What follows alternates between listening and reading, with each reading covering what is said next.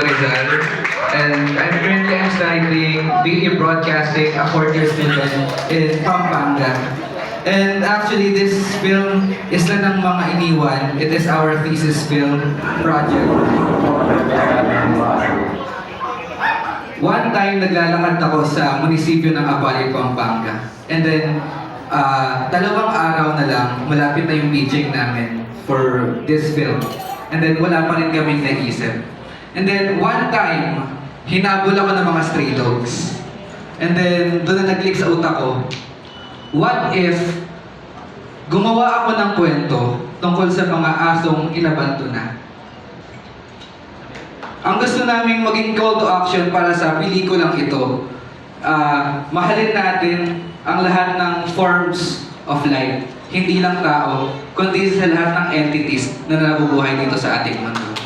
Yun lamang po, maraming salamat. Maraming